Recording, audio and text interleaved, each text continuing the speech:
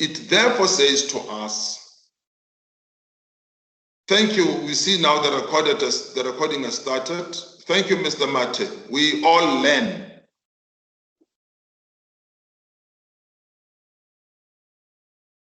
Once the owner is kept distinct or totally different or separate from the business, I'm saying the business will never start, because the business as a separate entity has got nothing. It cannot even buy itself a computer. It cannot buy itself a chair. It cannot even pay rent. Therefore, it becomes important, and this is one concept, the fourth concept which we are learning today. It becomes important that the owner of the business will take his private funds and invest those funds in a business, separate entity, yes, in order to start this business. Each business is started by the owner funding its commencement of business. And that first money, those first funds which the owner puts inside the business in order to start the business, that in accounting we call capital.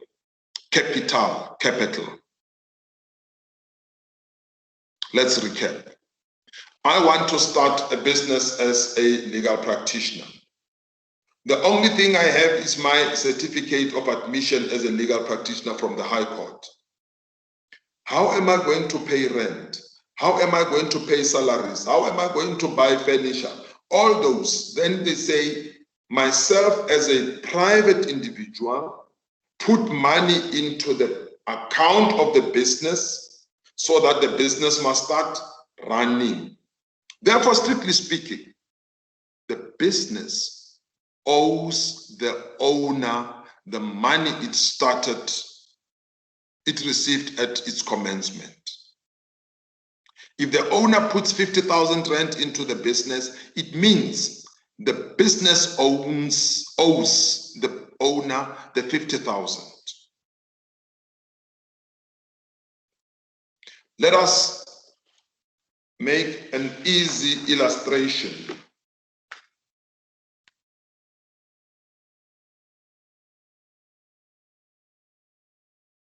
I want to sell cigarettes at Lpbk, where we all are attending. And I go to a shop and I buy a packet of 20 cigarettes, and that I buy for 20 rand.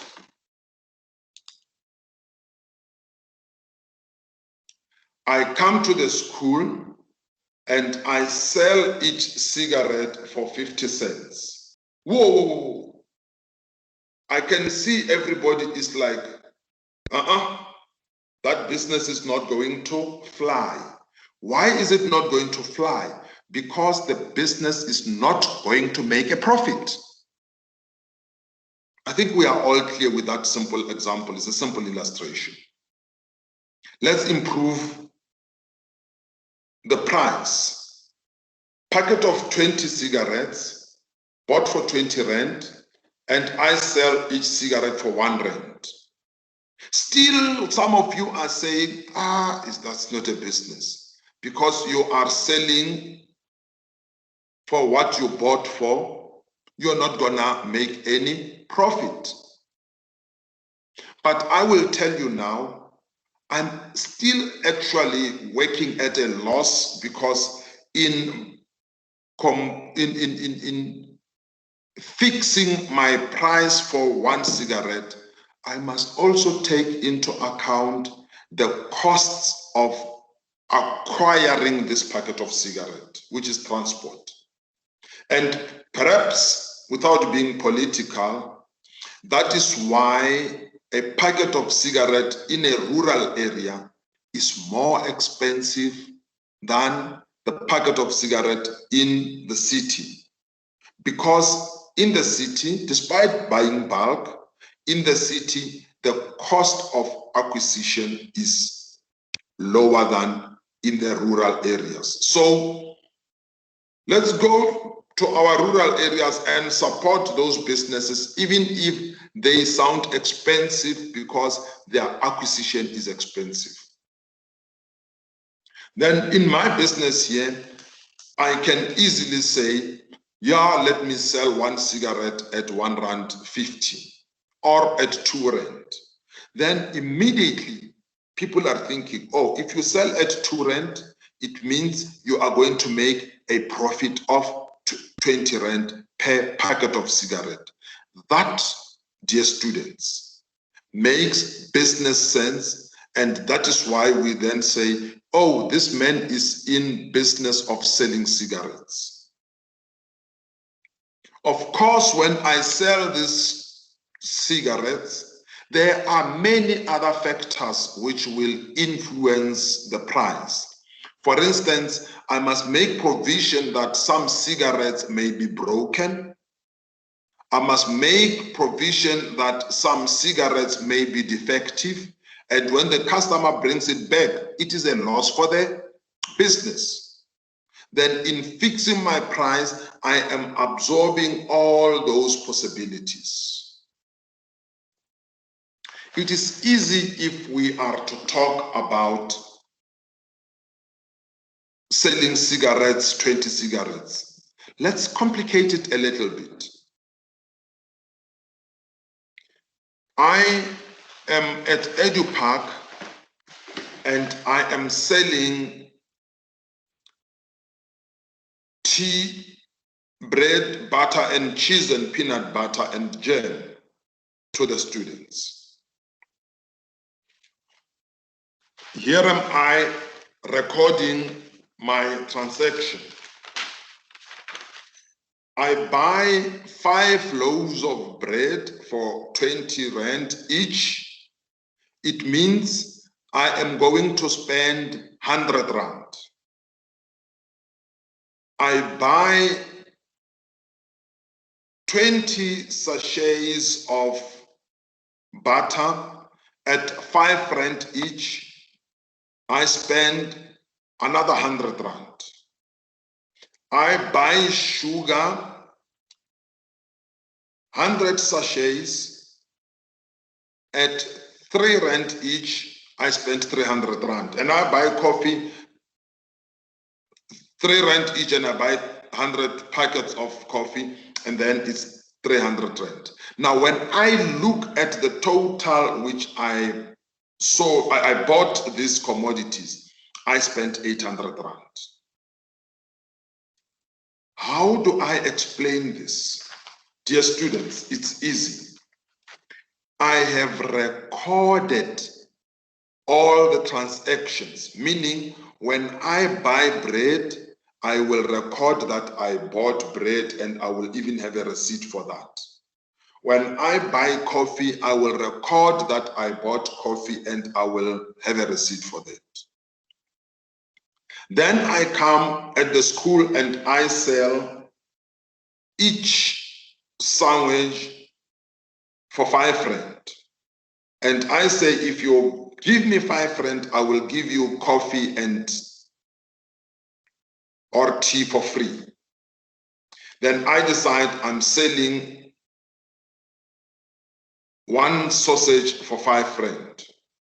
On the first day, I sell 5 at 5 Rand each. Then I've received 25 Rand. Dear students, every time one student buys, when Thabo Mutiba buys, I give him the bread and I record that I received my 5 Rand. Ntate Mulepo buys, everyone who buys gets a receipt. What does that mean? I am recording my transactions. In recording my transactions, already your knowledge will tell you I am complying with bookkeeping. The third day, I sell 3 for 5 Rand, I receive 15 Rand. The fourth day, I sell 6 for 5 Rand, I receive 30 Rand. On Friday, I sell 10 for 5 rand, I receive 50 rand. Now I sit at my corner and I start checking. For this week, I have sold a total of 170 rand. I bought for 800, I sold for 170 rand. I have kept all the records, meaning I have complied with bookkeeping. The question comes, did I account? Remember, accounting must disclose to us whether I am making profit or not. If I ask you the question in my scenario, am I making profit? I'm going to have divergent views about it. Some people would say, no, you are not making profit. Others would say, yes, you're making profit. Some would say, no, we can't tell. Others, but the fact remains, although I have recorded the transactions, I have not accounted, in the sense that nobody with the data available can tell whether I am making profit or not. Therefore, although I have complied with bookkeeping, I have not complied with accounting. Perhaps on Wednesday, I realized that no, this bread is going to be finished. I bought another 5 loaves of bread. The question which lingers in your mind always is, how much of the bread is left? How much of the sugar is left? How much of the coffee is left? And the moment we know how much of each of those is left, that will make us closer to determining whether we're making profit or not. It was easy with cigarettes because every time you sell 3 cigarettes, you know you are left with 70. But in this case, you need now to record your transactions in a way that it is understandable. Then accounting says to bookkeeping, although you have kept the records, somebody coming in will not understand. Why don't you design a structure where you will, that is accounting now telling bookkeeping. Why don't you design a structure where you will record all the transactions as they happen or as they occur? If you take out bread, record that 1 bread is out. If you acquire bread, record that the bread has been acquired. So that we should be in a position to assess the movement in and out of our business. Then accounting said it would still be better if each item you are selling can be recorded separately, so that we must be in a position to see movement in and out of each item. Then came the solution. Accounting then said it will be easy for us to record these transactions in a structure which looks like a capital T. The capital T I have here at the back. Now, when we have this capital T, we give the capital T a name. Here is our capital T. What are we going to record in this capital T? we are going to record bread, and then let's give this tea the name bread. Therefore, all the movements which involves or which will affect bread will be recorded in the capital T for bread. You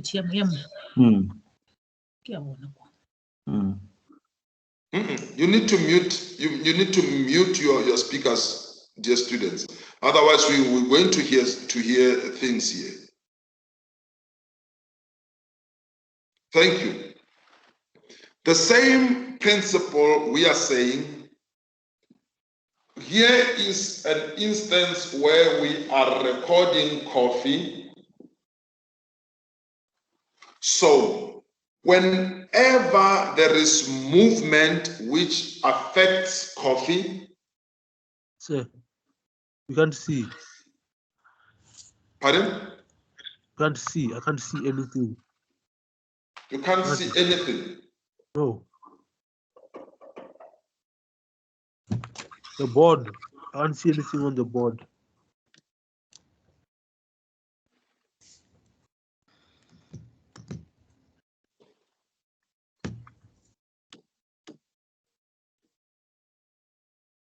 I can see from this side. I can't see from this side. I think it's the quality of the picture. I can't see nothing at all. No, but I can see from here as well. And Mate can see from here in the office. Yes, isn't it Mr. Mates in the office? Mr. Talis also there is seeing is the presenter. Obviously, the two of you will be able to see, but from our side, it's just glaring. No, sir, I'm sitting away from Mr. Mate. I'm in away from Mr. Mate. I'm in my office. Mr. Mate is in Edupark. I have just spotlighted the board. I'm not sure if you guys can see it now. It's clear now. You can see now, it looks better. Okay. I don't see, but anyway, because you are recording, maybe we'll see the recording, it will be fine. Thank but you. Now we still cannot see. But let us have it even on our books. Let's take notes. We are making a capital T, and we are saying this capital T, we give it a name, and we say whenever there is movement in a bread, we will record that movement in a capital T called bread.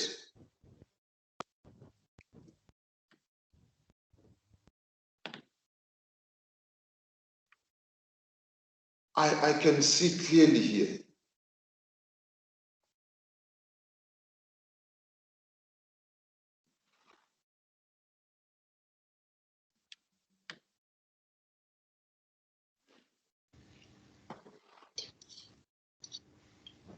Now, this is also our take-home lesson for the day.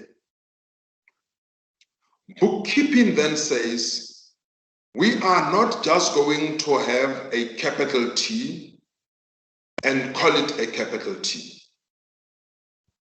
The capital T is called a ledger. So whenever we record, we will record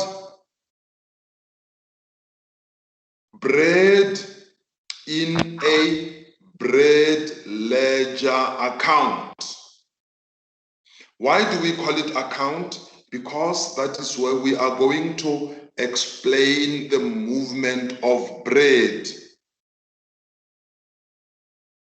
And accounting goes further to say, we will then call the left-hand side of the T account,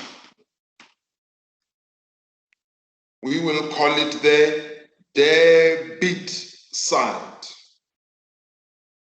And the right-hand side of the T account, we will call it the credit side.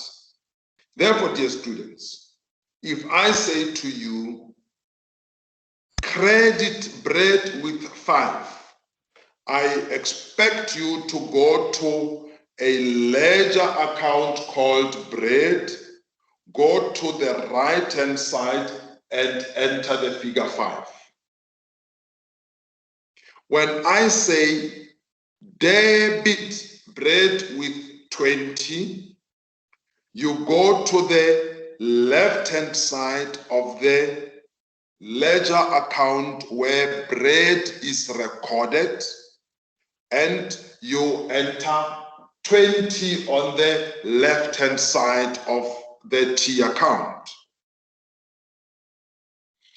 This entry or these sides are called debit on the left, credit on the right throughout in accounting. Whether you are a professor in accounting or a student in high school, the left-hand side is the debit side, the right-hand side is the credit side. When we start with our exercises shortly, one exercise will say to you, debit cash. What does that mean? It means open a T account, which is a ledger account, go to the left-hand side of that T account, enter the value of the cash, and call that T account cash.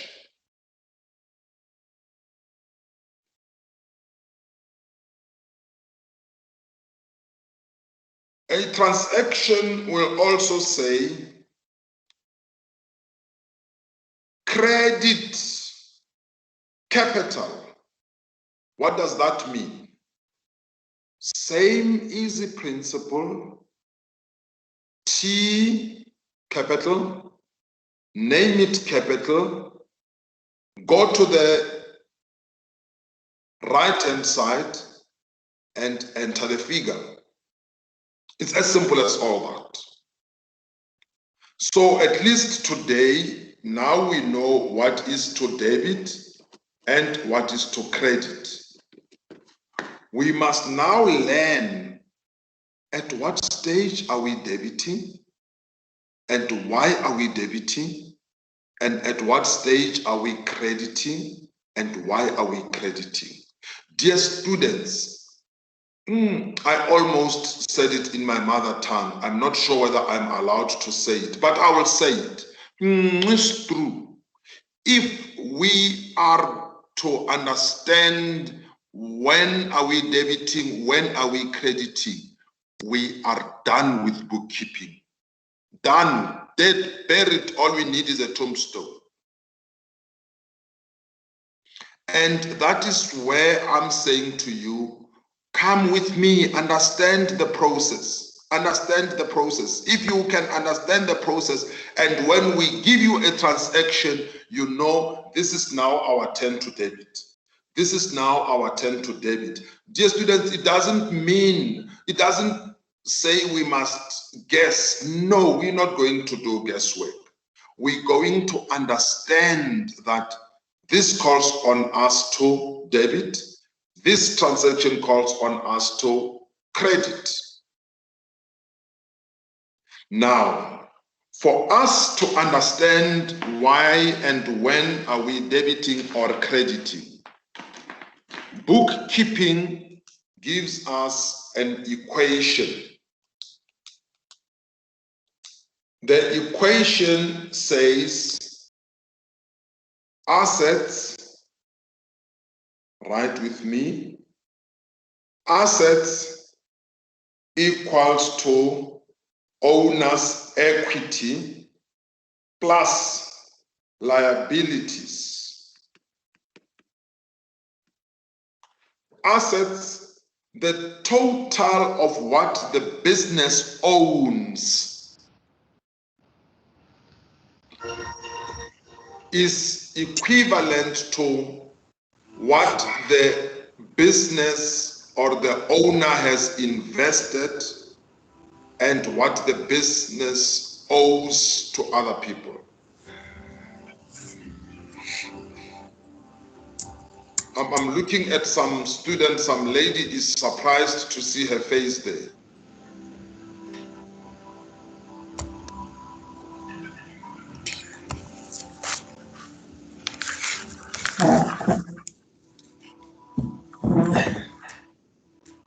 There we go. Thank you. Mavuma, the guest. Yeah, help me card also. Now with the equation, assets equals to owners' equities plus liabilities. Then we learn something very interesting. And I would want you to understand and comprehend this one, because this is the stage where I'm saying to you, bookkeeping is dead.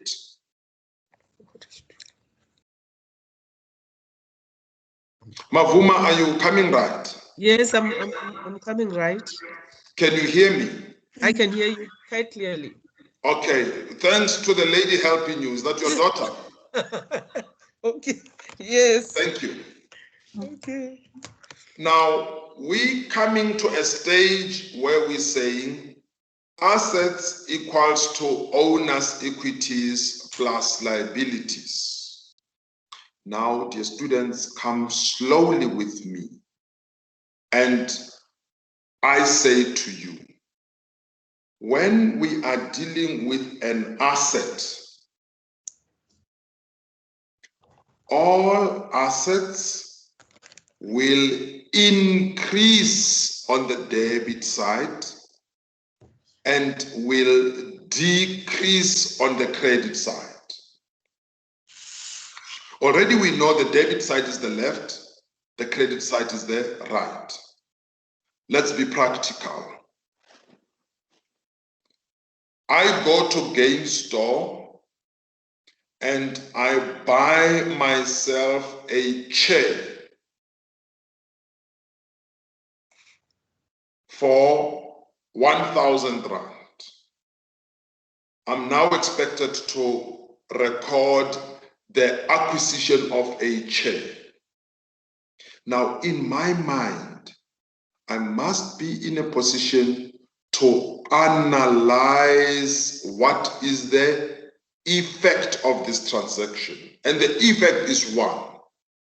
When I buy a chair, it means my business is acquiring an additional chair. And when I acquire an additional chair, the number of my chairs are going to increase. That is logic.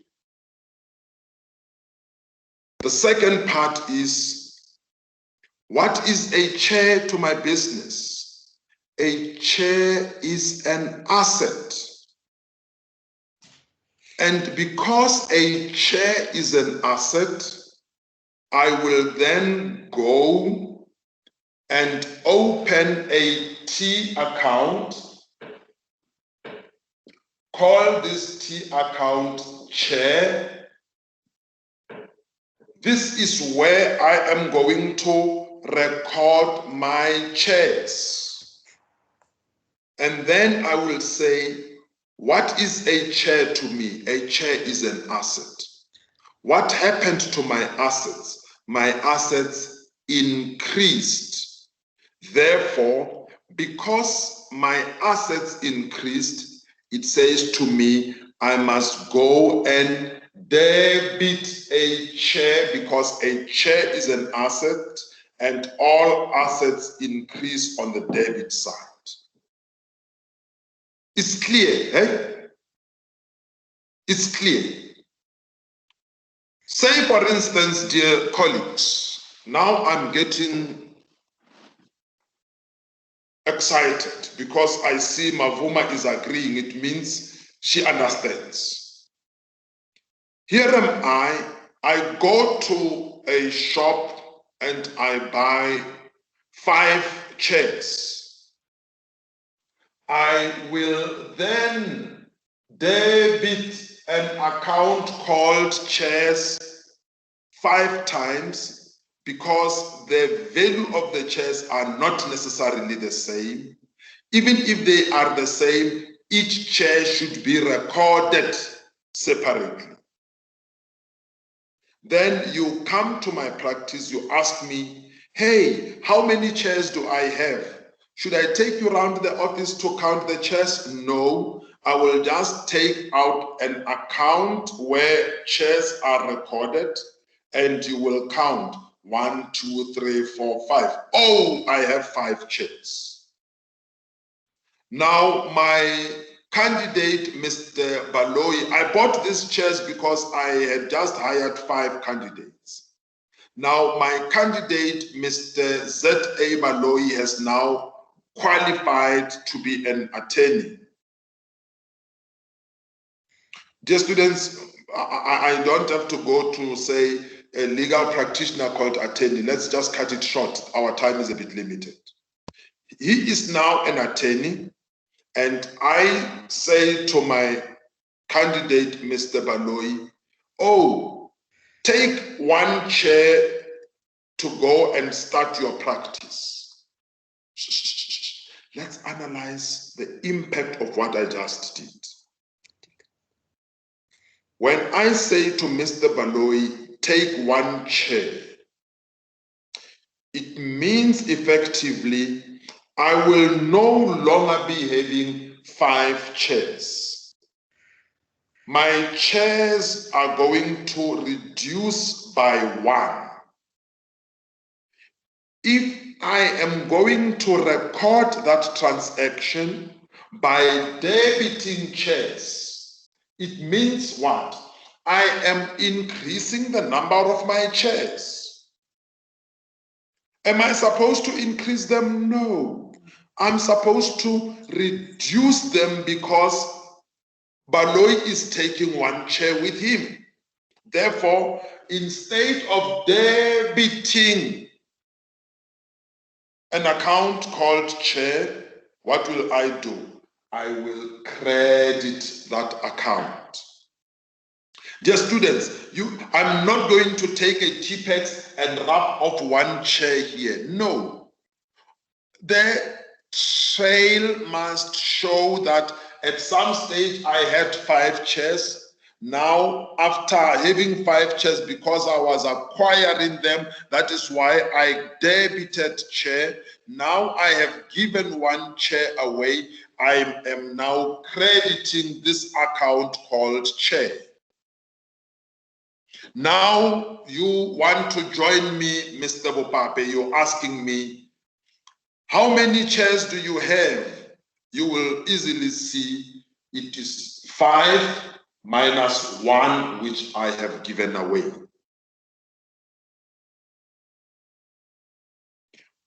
Another easy example I can give is cash. In accounting and bookkeeping, cash is an asset.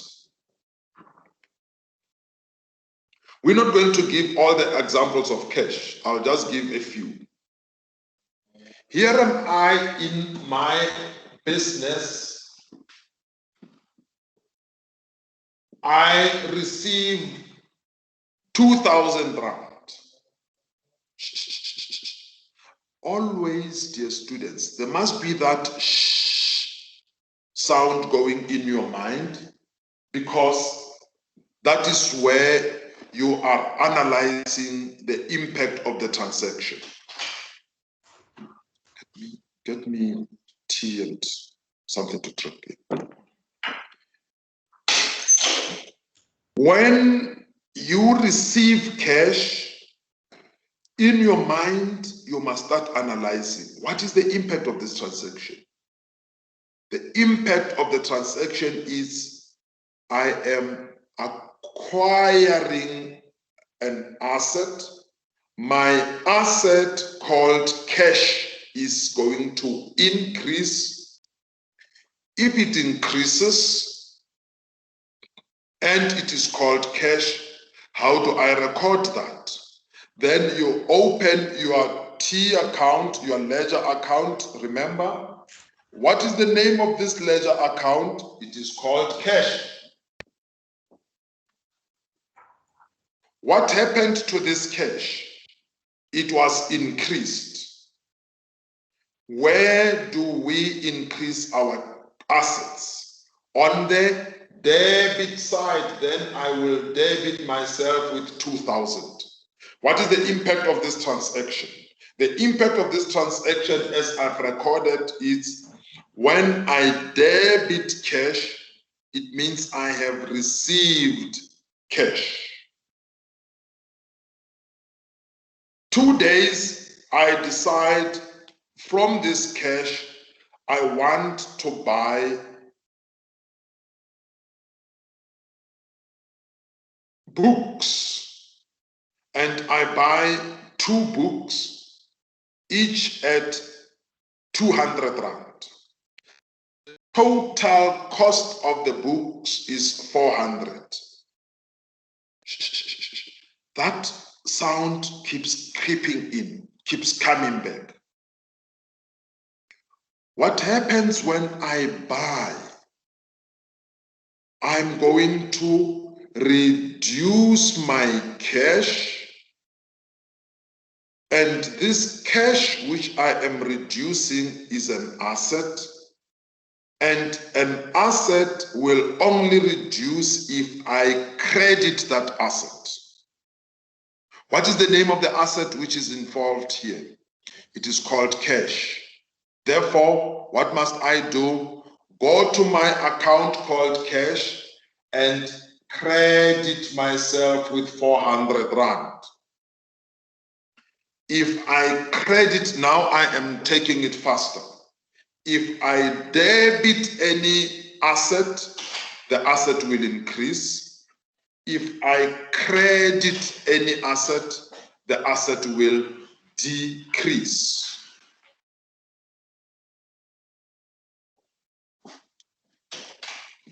Let us now cross the equal sign of our equation. Remember, our equation says assets equals to owner's equities plus liabilities. We have seen that on the left-hand side of the equation, where we only have assets, assets increase on the debit side, they decrease on the credit side. But dear colleagues, the moment we cross the equal sign and we are now dealing with equities and liabilities, the rules change. All equities will decrease on the debit side and increase on the credit side. Same applies. All liabilities will decrease on the debit side and increase on the credit side. Let's play with 2 examples there.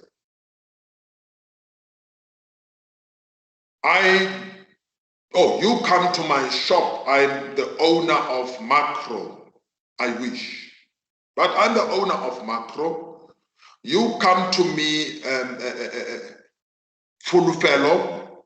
You want to start your business and you say to me, I need a desk, but I am not going to give you money. I need this desk on credit.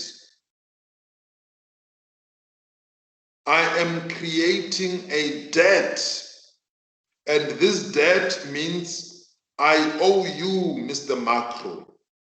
But please give me the table. Let us focus on Macro. Macro is a liability to me because I'm now full of it. I owe Macro the value of the table, which is 5,000.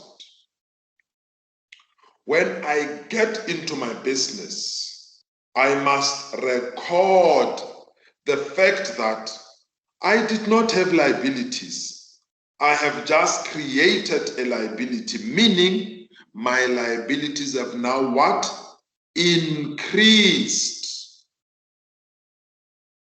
Let us look at an account called liability.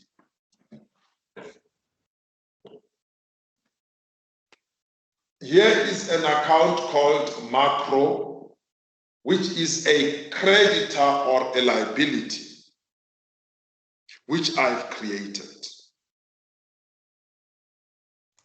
Because liabilities increase on the credit side, and I have just created this liability called macro, what must I do? I must go to the T account called macro and credit myself with the 4,000 Rand value of the table I've received. Mavuma, you are always before me, so I'll be checking with you. Are you with me? Do you understand? Yes, I understand. Thank you.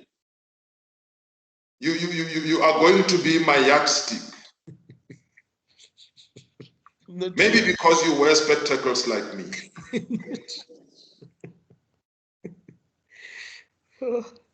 I know Maluka is jealous. No, Maluka, don't be jealous. Put yourself there. Let me see you. Let us take this example of macro. Now, it's mid-month and I decide, oh, I have 500 Rand. I want to take this 500 Rand and pay macro. It's that sound again creeping in. We must never lose sight of the sound. What is the impact of me paying macro 500? The impact or the effect is I will no longer owe macro 4,000. I am going to reduce my liability.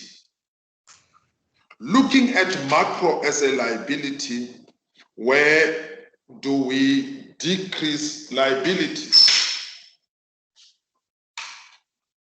Liabilities decrease on the debit side. Remember that. So what am I doing with that 500? Thank you, Wunke. I've got a lady who's looking after me here. I'm indebted to her support and assistance. Thank you, my dear. What do I do with that 500? Dear colleagues, if I was to take that 500 and credit macro, is that entry correct? No. It is not correct because if I credit macro, I am increasing my liabilities. Am I really increasing my liabilities when I pay macro 500? No, I'm actually reducing them. Therefore, liabilities, because they reduce on the debit side, I must take the 500 and debit macro with 500. In that way, the liability of macro is no longer 4,000, but 3,005, simply because I have now paid the 500 Rand. Now, please, dear colleagues, remember this. It now answers the question, at what stage are we debiting? At what stage are we crediting? The answer is this. If you are dealing with an asset and your asset is increasing, you will debit that kind of asset. But if you are dealing with a liability and the liability is decreasing, you will debit that liability. Therefore, it does not necessarily follow that if we increase, we must debit. Because liability, if we debit, it reduces. I think we see that by now. If I want to reduce my assets, what must I do? Credit them.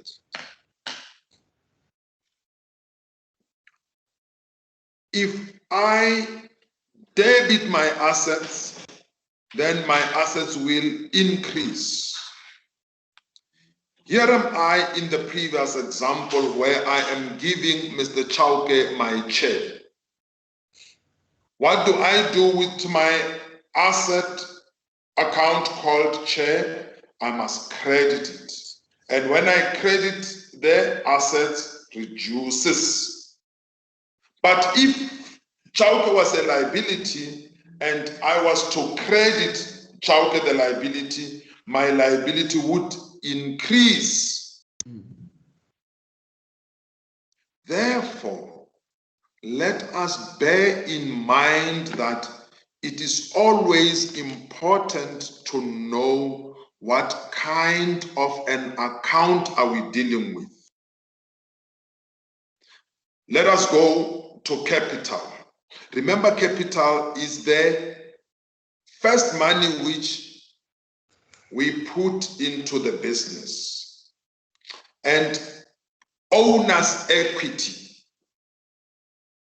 means the equation of what the owner owns in our business. Hey, what does he own? He will own the money he gave us to start the business. You will remember that. When we started the business, we had nothing. The owner put money in the business, and that which he put into the business is called what? Capital.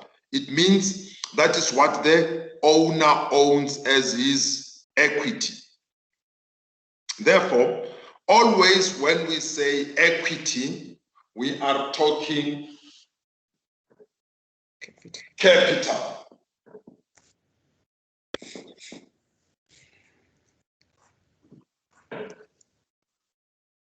Where does my capital increase? Here is Molepo, who is starting his business by putting in 50,000 Rand capital. Dear students, if you are going to put 50,000 and debit capital, it means you are reducing capital. Is it reducing? No. It is actually what? Increasing, because capital behaves like a liability. Remember, we said owner's equity increases on the credit side as well as liabilities. So what must we do with capital? Students, I'm not talking capital, the cash component. I'm talking capital where we're recording what we owe the owner.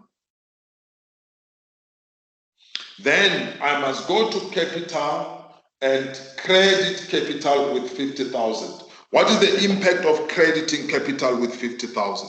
If you look at our structure there, it will tell you exactly that it means our capital has increased. 2 years thereafter, Mr. Mohale is joining you. For Mr. Mohale, if he puts in 70,000 Rand, for him, that is what? Capital. Are we going to increase the same capital? No. We will then open another account, call it capital, and give it the name Mohale, because that is where Mohale is owning. That is the equivalent of what Mohale is owning. But if we were to take this 70,000 and add it to the capital which exists, then we are going to have 120,000. Then it's going to be difficult to know who owns what and how much. That is why you will always find some people saying, I am a majority shareholder, or I am a majority partner in that firm. It simply means my capital account is higher than others. It is making sense now.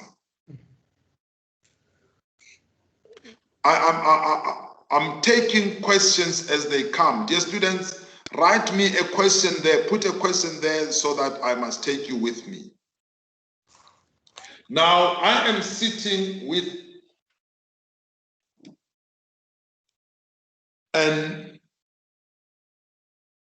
a table where assets increase on the debit side,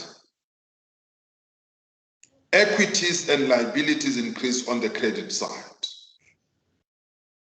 Now, in all accounting, we have 5 types of accounts. We have dealt with 3, we are left with 2. The 3 which we have dealt with is assets. Dear student, there is no account which we will ever give a name and call it asset. We will have an account and call it furniture. We will have an account and call it a table. We will have an account and call it a chair, but we know that a chair is an asset.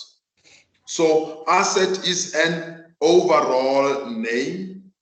A chair is a type of an asset.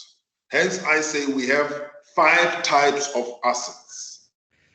5 types of accounts. Assets, equities, and liabilities. We have treated these 3. The last 2 types of accounts which we should treat are income and expenses. I'm going to give you how incomes behave and how expenses behaves, and then I'm going to distinguish between expenses and liabilities so that we must be on the same page. All of us expect that an income will behave like an asset, but no, an income behaves like equities and liabilities.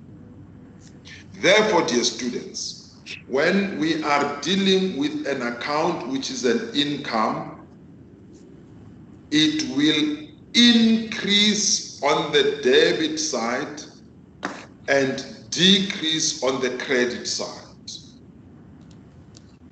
Whereas an account which is an expense behaves like an asset. Our expenses increase on the debit side and decrease on the credit side. Let me now distinguish between expense and liability so that we must know. This is a very loose way of making you understand. A liability will be in respect of an asset. For instance, when we bought that table from Macro on credit, we received an asset in return of a liability, whereas an expense will be in respect of value. For instance, if I pay rent, rent is not an asset in my books Instead, it is value. It means my business is deriving or is enjoying value out of occupying the premises of the landlord. I see Tessia Makhaila's hand is up. Tessia, yes, you are on. Oh, thank you. I want, can you please repeat the behavior of the income and expenses? Thank you. Expenses behave like assets. Expenses will increase on the debit side and decrease on the credit side. Whereas income behaves like your equities and liabilities.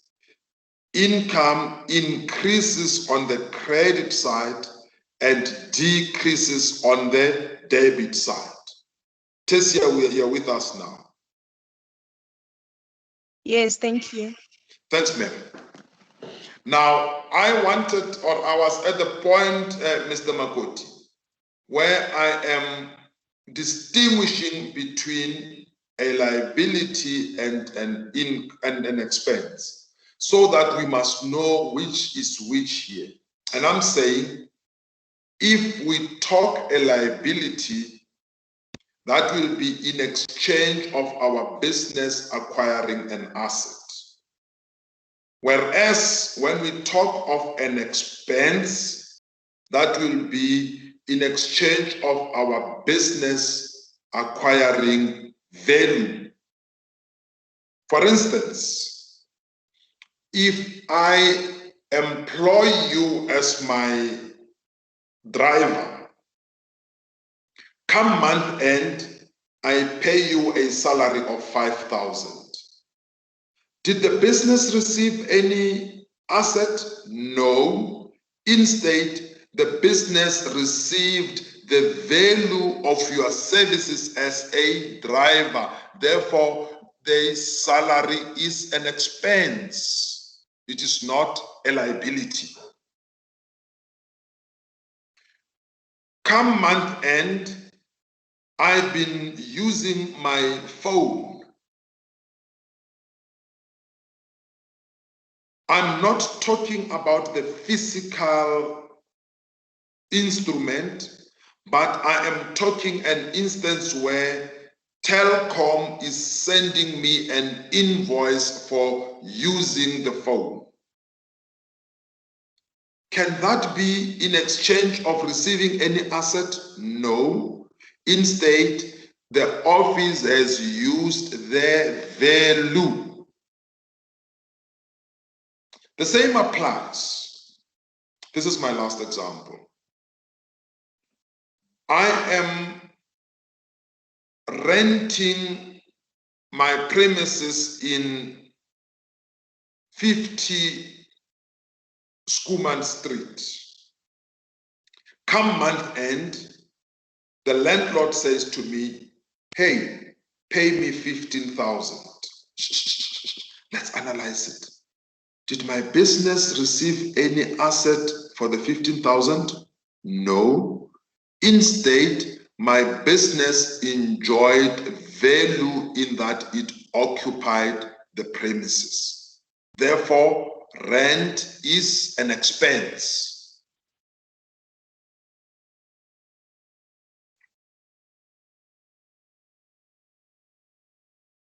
Let's recap. Two types of accounts will increase on the debit, your expense and your assets, and will decrease on the credit. On the other side, three types of accounts, your income, your owner's equities and liabilities will increase on the credit side and decrease on the debit side. Let me give you one example. And we must be in a position to understand this example. In May, for instance, my business is occupying your premises. You send me an invoice of 4,000.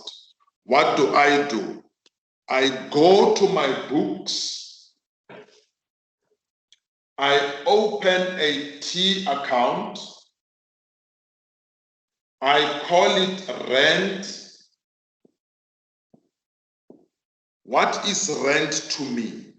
It is an expense. The balance of an expense increase on the debit side. Therefore, I will put in 4,000 here.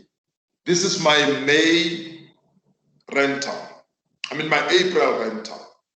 Come May, you send me another invoice. What do?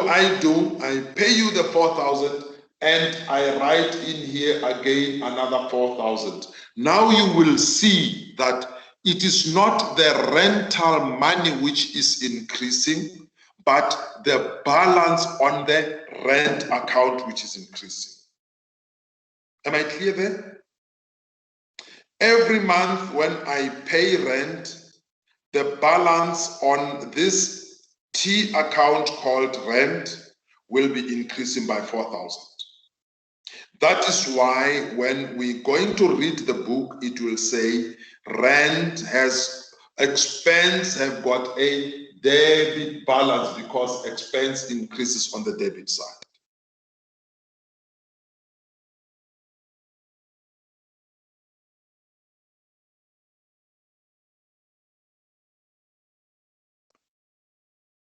I need to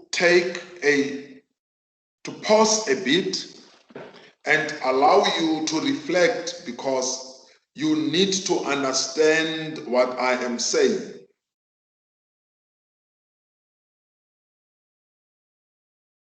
We have now treated all the 5 types of accounts.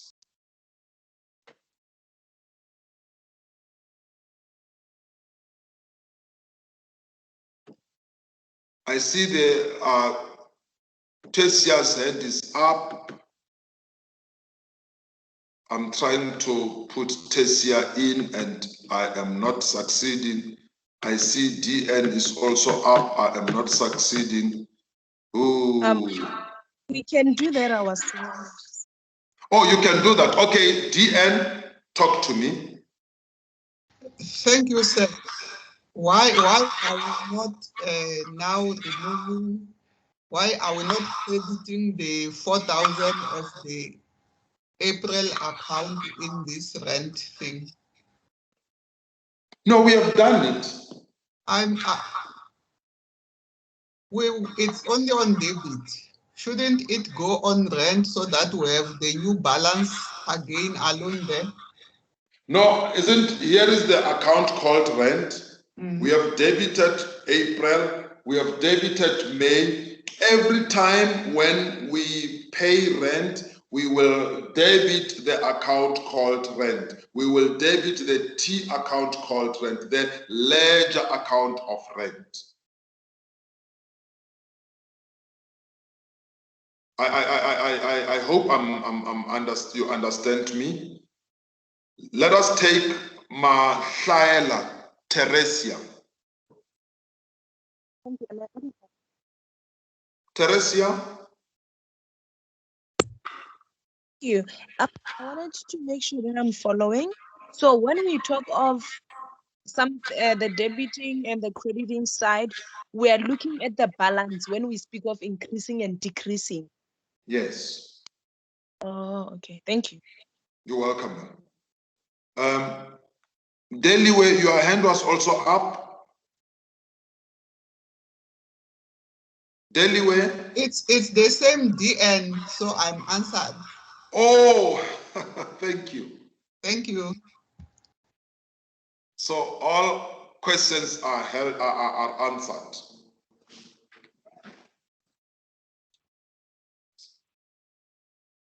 Now, perhaps to come back to tertia. Here am I am paying rent. What am I going to do with the 4,000? I will debit rent for 4,000 because every time I am paying rent, the balance of the rent which I have paid will increase. We are not increasing the rental amount. We are not saying the landlord has increased rent. We are saying the balance of this account in our books called rent is increasing every month. It's different, dear colleagues, if my landlord is going to say from June, your rent is 5,000. Then it means now the balance on the rent account is no longer going to increase by 4,000. It's now going to increase by 5,100 because this is the new rental amount. But in this case, we are not talking increasing the rental amount. Instead, we are talking increasing the balance of the account called rent, which is an expense. And that account must always have a debit balance because rent increases on the debit because rent is an expense.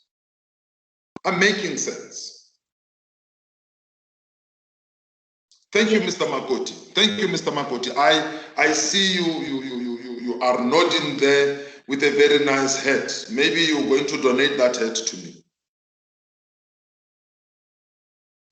Let us take this example. I just hope we can see as I write here.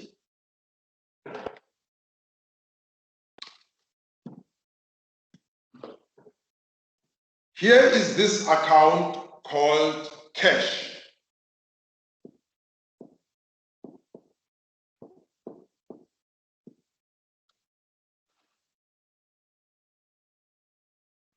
Teresia, when I receive cash, because cash is an asset, what am I going to do? I will debit that amount of 5,000 which I've received. When I spend cash, because my cash as an asset is going to reduce, assets reduce on the credit side, I will spend that amount of 4,000 on the credit side. So if I say credit cash, it means I'm actually saying use the money. If I say debit cash, I'm actually saying receive the money in your books.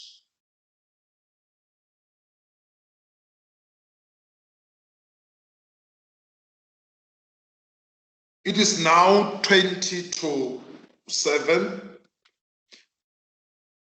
Maybe let me finalize this and then we're gonna take, because our time is limited, we must be off in no time. Some of us have to drive to Mamutintan. I'm actually saying it doesn't take you to stay in town to understand bookkeeping. Look at me, I understand bookkeeping and I'm from Mamutintan.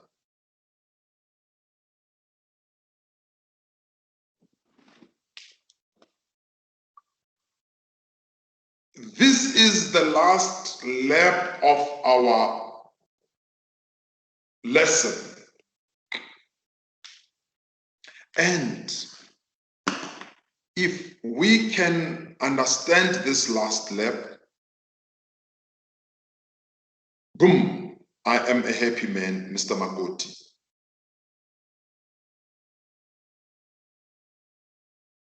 Accounting.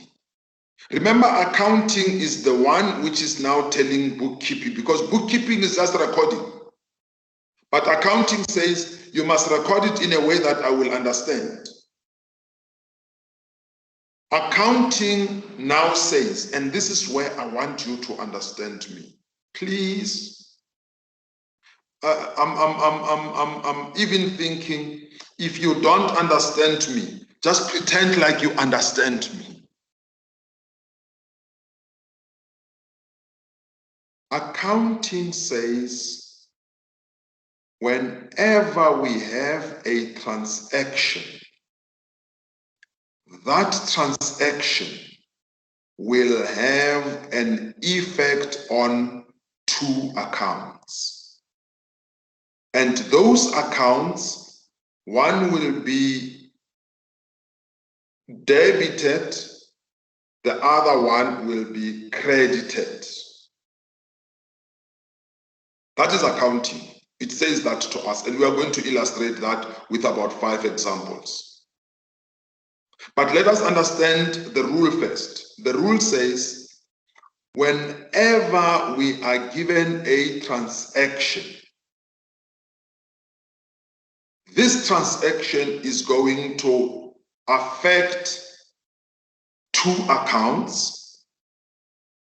One account is going to be debited, another account is going to be credited. Let us now implement that rule, and that is our last rule. That is our last rule. It's going to take us a few minutes, but after playing around with this rule, then you will understand, this was easy.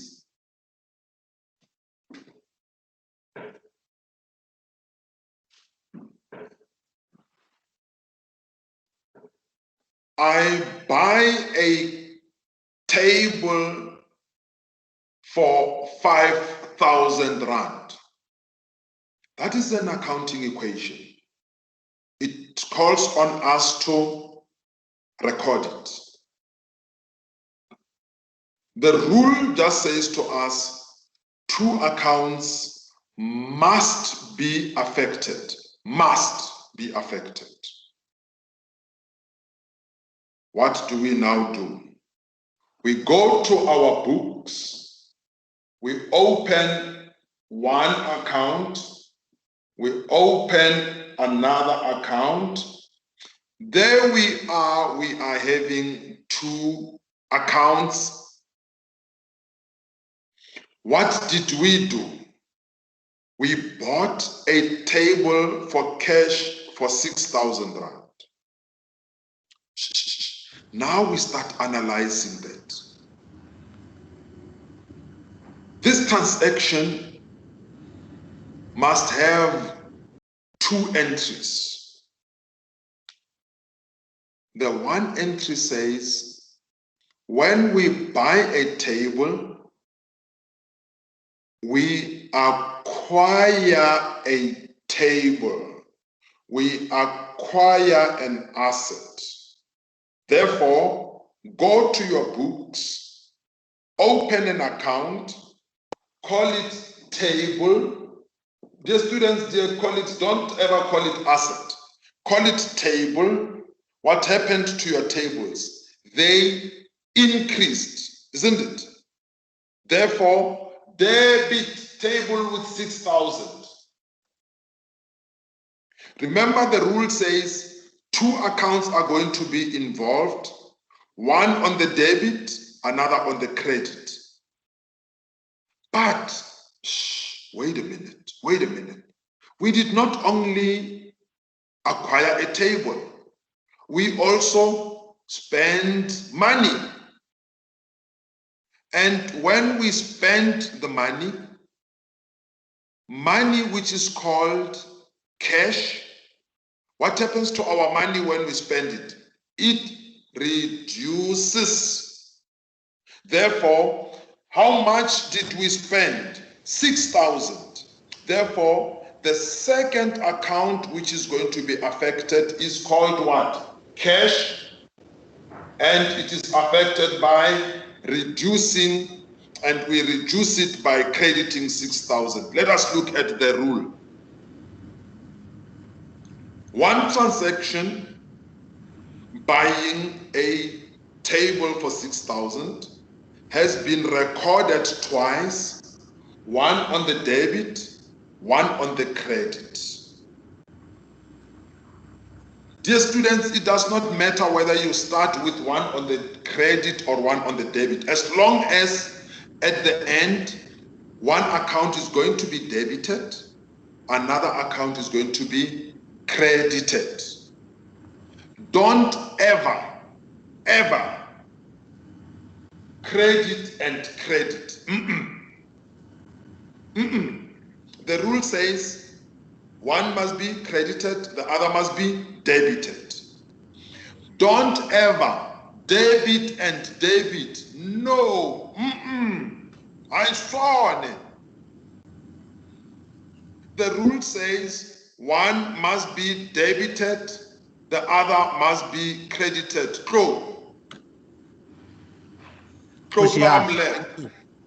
Thank you. So I needed to check when we buy then that table on credit. How do we then? We come into that. Okay, thanks. Mlepo. Yes, McDonald. sir. Yes, sir. Do you understand the one where we are buying by cash? Yes.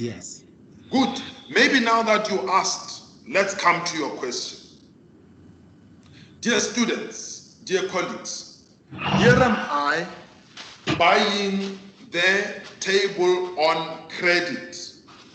When I buy on credit, what does that mean?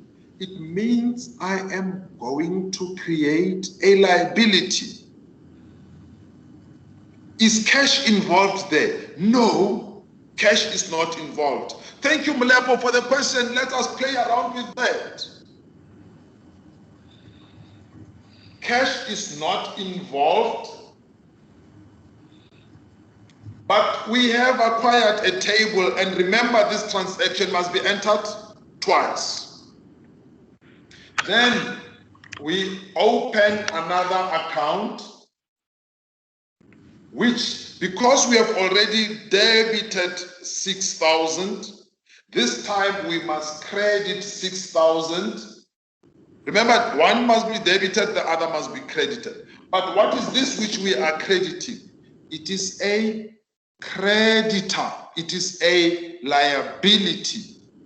Where do my liabilities increase? My liabilities, if you go to that structure which we started with, liabilities increase on the credit side.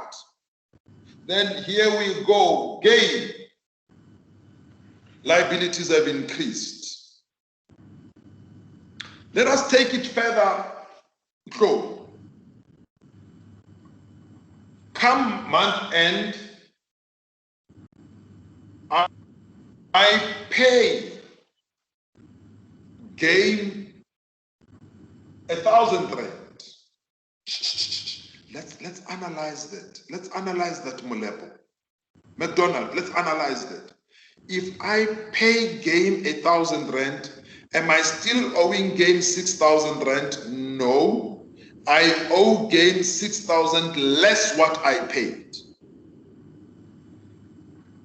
Then I go, how do I pay gain? I pay gain using cash.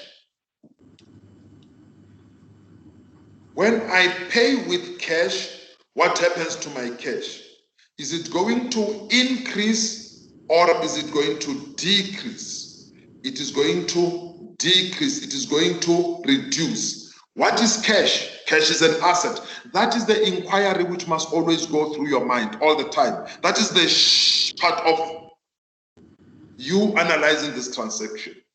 Now that your cash is reducing with 1,000, what do? You go to your cash, you credit cash with 1,000. But the rule says, remember, the rule says each transaction is entered twice. This time, we have only entered it once on the credit side. Somewhere we must enter it on the debit side. And where is that somewhere? It is on gain itself. Then here is that 1,000. We have credited cash with 1,000 and we have debited gain with 1,000. Let us analyze gain. When we had no liability, our liability increased by 6,000 when we bought the table. But when we paid 1,000, our liability was reduced by this 1,000. Where do your liabilities decrease? Your liabilities decrease on the debit side. Remember that. Therefore, the transaction looks like this. We bought a table for 6,000, we debited table. We bought it on credit, we credited gain as a liability.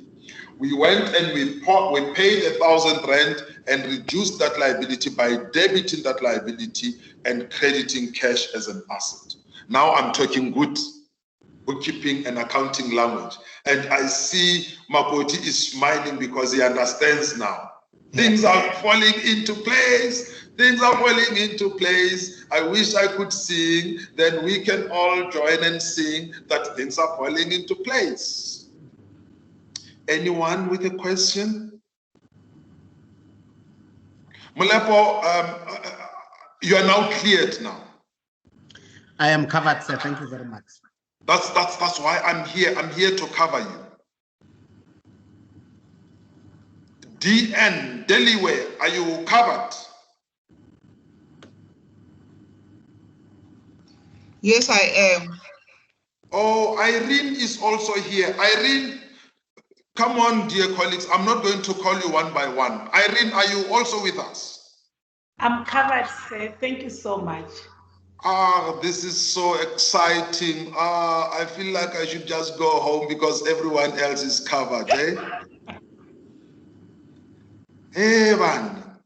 Auntie, these things are so easy. I can hear you all saying, ah, these things are easy.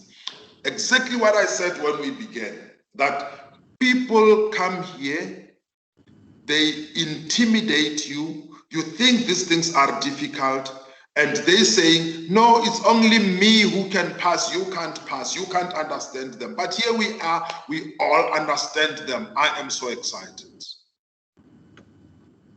Hey, Mudieri, how are you?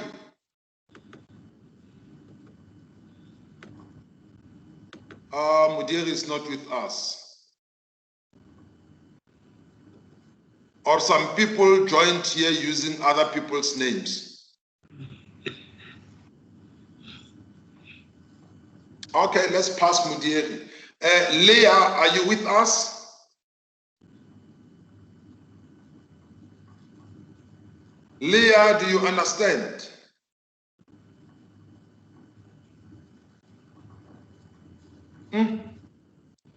Leah is not even attending. She just logged in and left.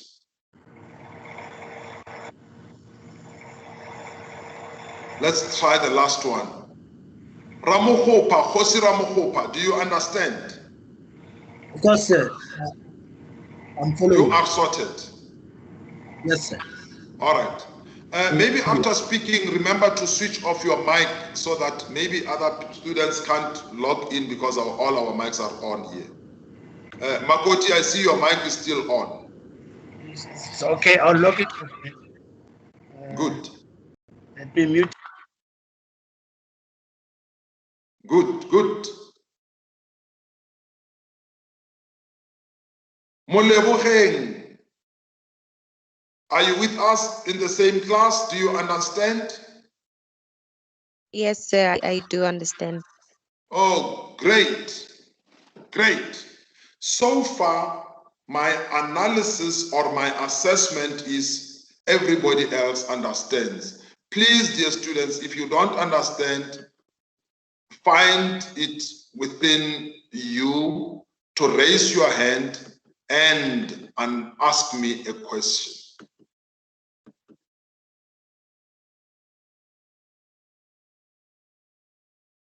Where we are at a stage where we can start playing around with these questions. Oh, let's take Manzana. Manzana, your hand is up. Please talk to us. Sir, can we please have another example? And another example of what, my girl? Another example similar to the one we were doing right just now.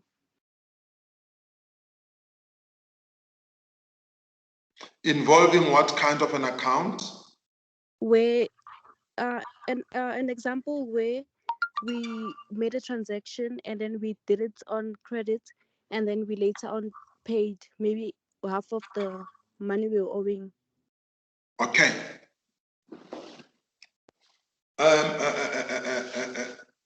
Thank you, Manzana, for the question.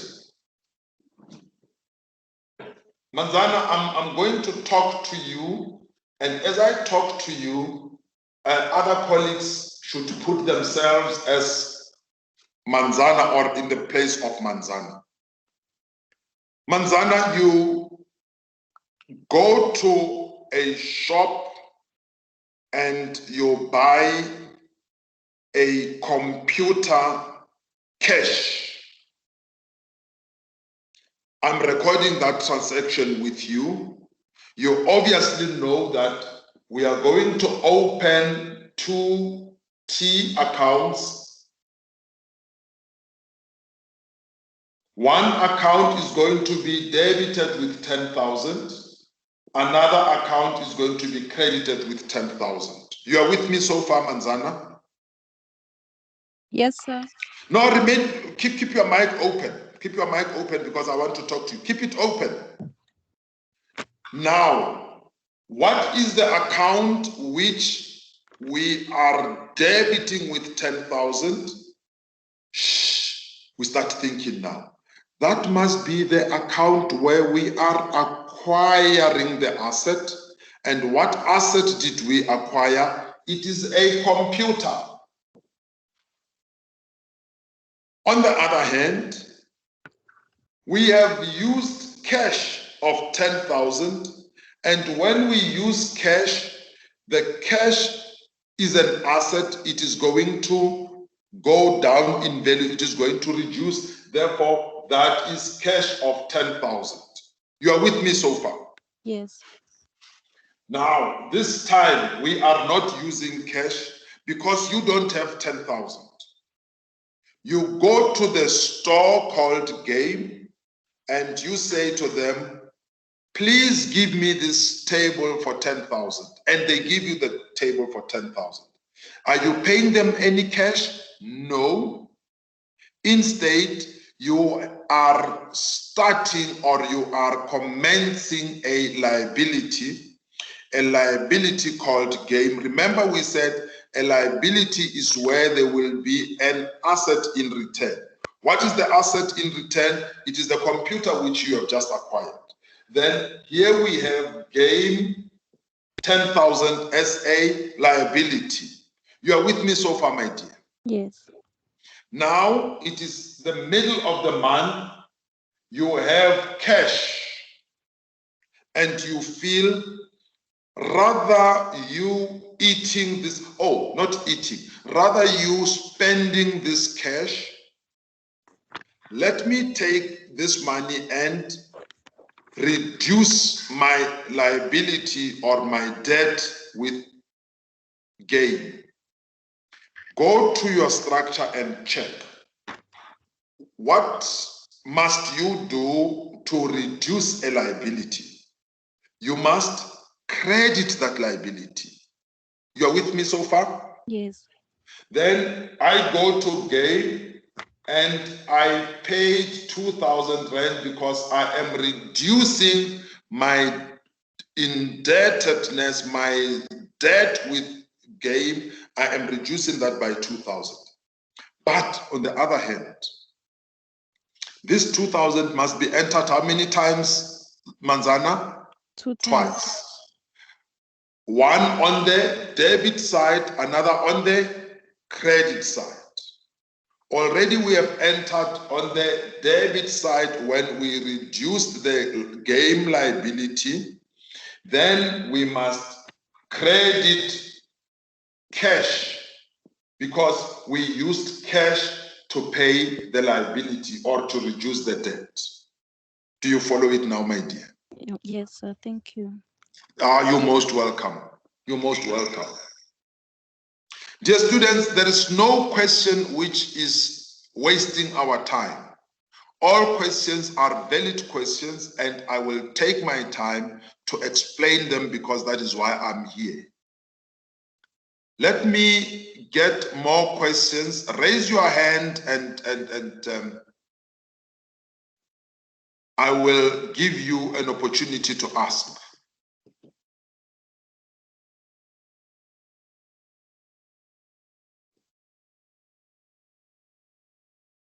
If we don't have questions, it is now 7 o'clock. I will request that let us take a 10 minutes break. Dear students, 10 minutes is 10 minutes. In 10 minutes, I'll be sitting here continuing with the class. Let us take a comfort break of 10 minutes. So we are back live 7:10. Thank you.